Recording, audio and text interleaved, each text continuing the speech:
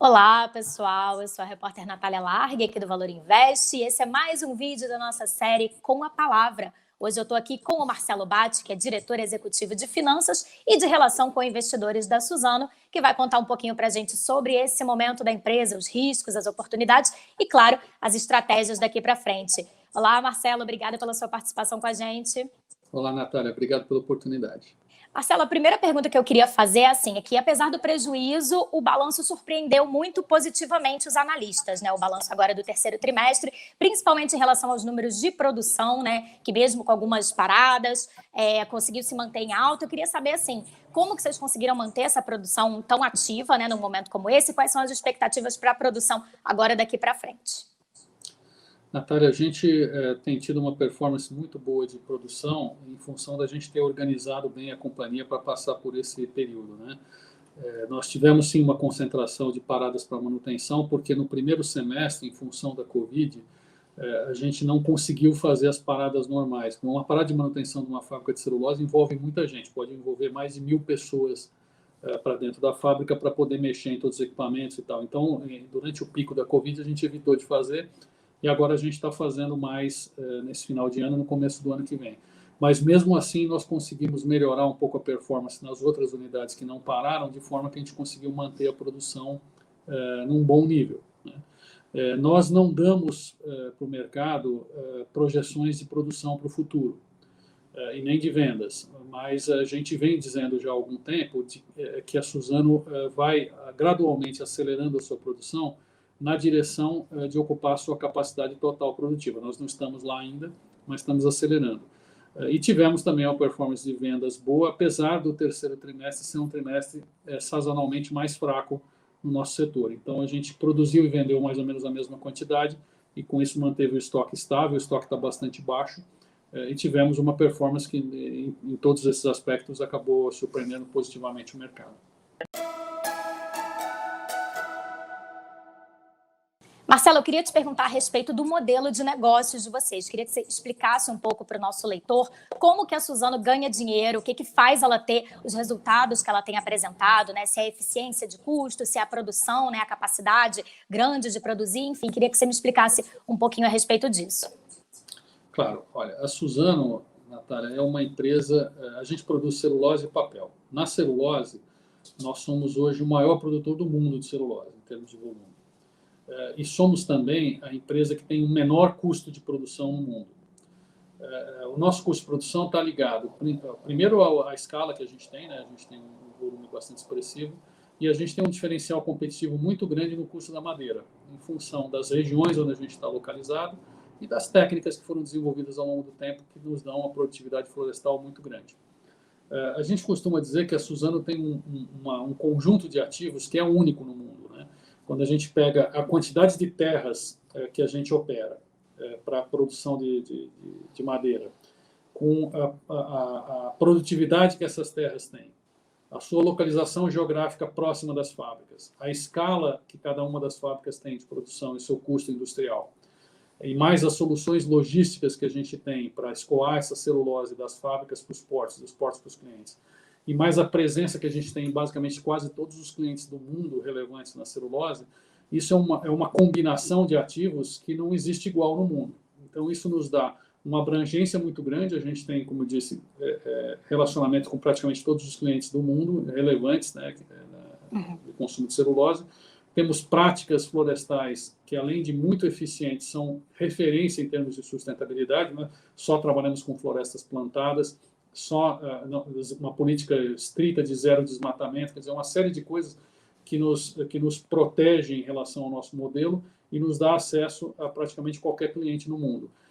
E o custo de produção muito baixo. Então, essa combinação é uma combinação muito vitoriosa e foi construída ao longo de muitos anos, né? Hoje, para alguém replicar o modelo de negócio da Suzano seria muito difícil.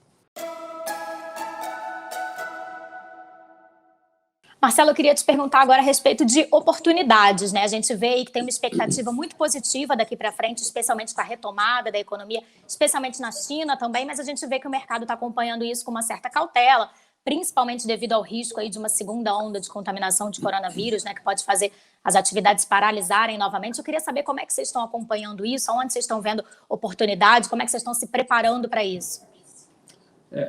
A gente pode dividir isso em curto prazo e longo prazo, né? No curto prazo, o que acontece é o seguinte: se você pegar a celulose que a Suzano vende, mais ou menos 60% do que a gente vende vai para clientes que produzem algum tipo de papel sanitário. Então, papel higiênico, guardanapo, papel toalha, esse tipo de coisa. E os outros 40% vão ou para embalagens, ou para papéis de imprimir e escrever, ou para papéis especiais, rótulos, esse tipo de coisa. Então, o grande mercado para a gente é o mercado de tissue, né?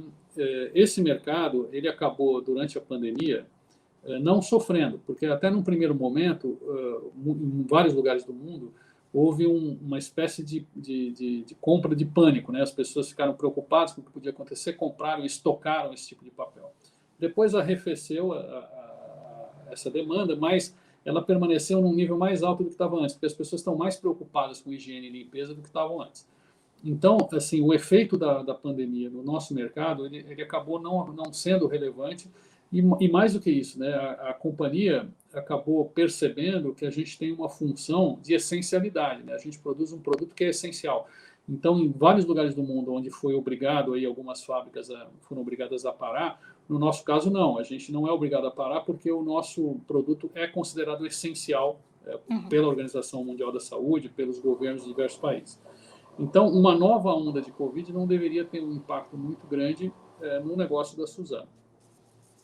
Olhando mais a longo prazo, a grande oportunidade está nos usos alternativos que a celulose vai ter. Hoje, basicamente, a celulose é utilizada para produzir papel, algum tipo de papel, papel higiênico, papel de escrever, ou papel de embalagem, qualquer coisa desse tipo. Mas a celulose, ela é um produto de base renovável, né? Todas as florestas que dão origem à celulose, elas são renováveis, elas são colhidas e plantadas novamente. Ele é um produto reciclável e é um produto biodegradável. Portanto, a utilização da celulose para além do papel é uma coisa que vai vir nos próximos anos, sem dúvida nenhuma, na onda da sociedade requerendo mais produtos com essas características de reciclabilidade, de renovabilidade. Então, o que a gente tem é um trabalho muito forte de inovação para trazer a celulose mais para outros tipos de embalagem, substituição de plástico, entrada no mercado têxtil, em outros mercados em que a gente pode substituir outros produtos de origem fóssil, né, que não é renovável, por algo que seja renovável. Isso é uma grande oportunidade e que a Suzano está muito bem posicionada para perseguir nos próximos anos. Perfeito.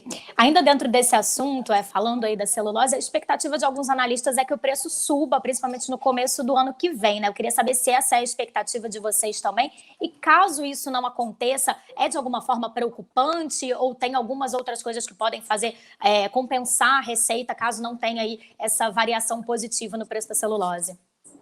O preço da celulose vem num nível relativamente baixo já há algum tempo, e é muito difícil a gente falar sobre perspectiva de preço, né? A gente não costuma dar projeções sobre preço também, porque é uma commodity que é negociada globalmente e que é muito difícil de prever. O que acontece em relação à Suzano é o seguinte: como eu te falei, a Suzano é o produtor de mais baixo custo no mundo. Então, quando o preço está baixo, para nós, obviamente, não é bom, mas para os nossos competidores é muito pior, porque como eles têm um custo de produção maior, a margem deles comprime muito mais do que a nossa. Então, esse é um primeiro ponto. A Suzano tem uma resiliência de negócio muito grande. A gente, mesmo num ambiente de preço baixo, a gente tem feito bons resultados. Segundo, a gente tem a vantagem do câmbio, né?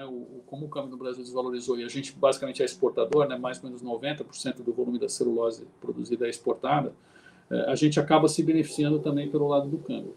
Então, nós temos o nosso negócio, a gente costuma dizer, muito resiliente por conta dessas características. Nós temos baixa dependência do mercado doméstico, a gente está num mercado global, a gente tem essa questão do câmbio e tem o grande fator aí que nos protege em relação a margens, mesmo em ambiente de preço baixo, é o fato da gente ter um custo de produção muito competitivo, melhor do que qualquer empresa no mundo. Perfeito. Queria entender agora, falar um pouquinho de longo prazo, né? Você já deu uma pincelada, mas só para entrar um pouco mais a fundo, o que o acionista, o investidor pode esperar aí da Suzano no longo prazo em termos de aumento da capacidade de produção, novas fábricas? Existe alguma coisa aí no radar de vocês nesse sentido? A gente tem uma visão de longo prazo, Natália, de que, como eu falei, que a celulose ela vai ser uma matéria-prima cada vez mais demandada por essa combinação dela ser um material de base renovável e ser um produto com características de reciclabilidade e de biodegradabilidade, né?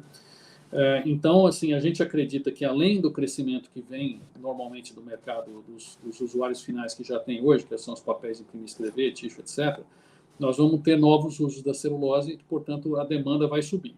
E a gente pretende participar, continuar sendo líder nesse mercado. Hoje já somos, como eu falei, a maior empresa do mundo nesse setor. A gente pretende continuar nessa posição com crescimento orgânico.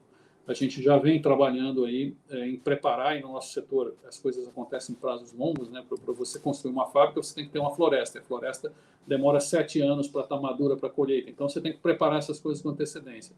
A gente já vem preparando uma área para expansão no Mato Grosso do Sul, que a gente divulgou aí ao mercado no começo do ano. A gente pretende, em algum momento, aumentar a produção com uma nova planta de celulose lá naquele estado. Mas, para isso acontecer, a gente ainda precisa terminar um processo de desalavancagem da companhia. Hoje, o nosso endividamento ainda está acima do que a gente imaginava, do que a gente gostaria que estivesse a longo prazo, em função da fusão que a gente fez com a Fibria. E nós estamos no processo de redução desse endividamento para nos permitir fazer investimentos maiores. Então, esse investimento virá assim que a nossa disciplina financeira, que é um valor que a gente tem muita atenção, permitir. Então, como é que nós vamos gerar valor para acionistas ao longo do tempo? Nós vamos gerar via desalavancagem, primeiro, né? Quanto mais a dívida da empresa reduz, mais valor é transferido para os acionistas. Segundo, assim que a desalavancagem chegar no ponto ideal, nós vamos adicionar valor por crescimento orgânico e nós vamos adicionar valor também pela expansão, principalmente pela expansão do mercado da nossa biomassa, né? Como eu falei, com novas aplicações para celulose. E isso de uma maneira sempre mantendo a nossa vantagem competitiva básica, que é produzir a baixo custo. Então, a longo prazo, a gente pretende manter e intensificar essa vantagem. A gente vê hoje, como eu falei para você, a gente tem o menor custo de produção do mundo, mas a gente ainda vê espaço para reduzi-lo mais ainda. Então, redução de custo, crescimento do mercado endereçável, crescimento orgânico, desalavancagens, é uma série de fatores que vai, ao longo do tempo, gerar valor para os nossos acionistas. Perfeito. Você falou a respeito da compra da Fibria, né? Era outra coisa que eu queria perguntar. O que mudou desde que isso foi feito? Vocês já captaram todas as sinergias? Como que está a empresa em relação a isso? A Suzano e a Fibria eram duas empresas mais ou menos do mesmo tamanho, né? Então, é um desafio muito grande você juntar duas empresas assim. A transação se completou há 1 ano e meio, mais ou menos, quase 2 anos, e as sinergias elas estão muito bem encaminhadas. A gente tem hoje, a gente reporta para o mercado anualmente sobre as sinergias. A gente colocou um objetivo para esse ano de capturar praticamente totalmente as sinergias, e o número que a gente deu foi entre 1 bilhão e 100 e 1 bilhão e 200 milhões de reais de sinergias. Nós estamos muito on track para chegar nesse número esse ano. A gente deve chegar nesse número. E a integração operacional da empresa já está completa. Nós já integramos sistemas, nós já integramos a parte da cultura da empresa. Então, hoje a gente pode dizer que opera como uma empresa única. E isso tem gerado muitos benefícios para nós. Acho que o principal, mais visível deles, são essas sinergias. E existem outras negociações aí de fusões, aquisições na mira da Suzano hoje? Olha, a Suzano, como uma empresa muito relevante no setor, está sempre olhando para isso. Hoje não tem nada engatilhado, mas a gente está sempre atento às oportunidades que possam vir. Agora, Marcelo, eu queria mudar um pouco de assunto, queria falar agora dos riscos, né? Depois que a gente falou aí das oportunidades. A gente falou a respeito da variação cambial, né? Que é uma coisa que está aí no radar de vocês, porque ao mesmo tempo que vocês têm receita em dólar, vocês também têm custos em dólar. Então, essa volatilidade que a gente está vendo hoje pode ser alguma coisa que fique aí no radar de vocês. Eu queria saber como que vocês estão preparados para isso, como que vocês estão acompanhando essa volatilidade toda e se isso é algo preocupante para vocês nesse momento. Não, isso é preocupante. A Suzano tem um descasamento cambial estrutural, né? Nós temos a receita em dólar e a maior parte dos custos em reais, né? Então, o dólar, o real mais desvalorizado, como ele está agora, ele é sempre bom para a Suzano. Mas a empresa não pode depender só disso, né? E a gente tem que ter previsibilidade. Por isso, a gente tem uma política de proteção cambial muito consistente, que a gente vem aplicando há muitos anos, que consiste basicamente em duas coisas. Primeiro, a nossa dívida é toda ela em dólar, porque é dólar que a gente gera a nossa receita, né? que vai ser usada para pagar essa dívida. Então, quando o real se desvaloriza, a nossa receita aumenta, a nossa dívida aumenta, mas a receita aumenta proporcionalmente mais do que a dívida. Então, é sempre positivo para a Suzano uma moeda mais fraca, né? Um real mais fraco. Por outro lado, a gente tem que estar protegido caso ocorra o contrário. Então, se o real voltar lá de 5,50, 5,60 para 5, a Suzano tem que estar protegida. Então, essa política de hedge, tanto usando a dívida quanto usando outros instrumentos derivativos, nos protege caso haja uma variação no sentido oposto. Então, assim, o nosso negócio é produzir e vender celulose. O câmbio é uma questão que está presente no nosso negócio também, mas que a gente consegue administrar utilizando esses instrumentos que eu falei. Então, a nossa política é sempre ser conservador, tentar minimizar as variabilidades que vêm desses fatores que a gente não controla e focar na nossa operação. Perfeito. Agora, além do preço da celulose, do câmbio também, que são fatores aí que fogem um pouco do controle, né, da Suzano, digamos assim, existem outras coisas que estão no radar de vocês aí, de riscos, que podem tirar o sono dos executivos, algo nesse sentido? Não existe negócio sem risco, né? E os riscos, como você bem falou, alguns deles estão sob nosso controle e outros não. O preço da celulose e o câmbio não estão sob nosso controle, mas em relação ao câmbio, por exemplo, tem coisas que a gente pode fazer para mitigar esse risco utilizando operações financeiras. Os outros riscos estão muito mais sob nosso controle. O nosso negócio tem um risco importante, um risco climático, porque a árvore cresce mais ou menos dependendo das condições climáticas. Tem riscos de doenças que podem acontecer nas plantações, que podem diminuir também a rentabilidade dessas plantações. Tem riscos industriais, tem uma série de riscos. A empresa tem uma abordagem muito sistemática em relação a isso. A gente todo ano faz uma revisão de todos os riscos. A gente acompanha como que todos os fatores mitigadores estão sendo aplicados, como é que, por exemplo, o risco climático, o risco de pragas, ele é administrado com você tendo uma variabilidade de clones grande, você plantando em regiões diferentes. Quer dizer, tem uma série de maneiras uma série de instrumentos que você usa para mitigar esses riscos. Então, os riscos existem, mas eles são administrados com uma forma muito sistemática e acompanhado muito de perto, tanto pela gestão da companhia, quanto pelo nosso comitê de auditoria e pelo conselho de administração, que está ali o tempo todo de olho nessas questões estratégicas e nas questões de risco. Eu queria falar agora das principais métricas, né? Se a gente dissesse para o investidor que ele precisa olhar alguns indicadores operacionais específicos ali para saber se a Suzano está fazendo a lição de casa, né? Se é um bom negócio investir nela, o que você orientaria que eles olhassem mais de perto? Essa é uma excelente pergunta, porque a Suzano, diferente da maior parte das empresas, tem uma métrica que é muito usada por aí, que para nós ela não serve muito, que é o lucro líquido, né? O lucro líquido não quer dizer muita coisa na Suzano, porque como você tem todas essas questões cambiais aí que vão aparecer no lucro em diferentes momentos do tempo, geralmente quando você olha quando a Suzano fez muito lucro, pouco lucro, isso não quer dizer muita coisa em relação à operação da empresa. As métricas que têm que ser olhadas primeiro, a mais importante de todas, geração de caixa, né?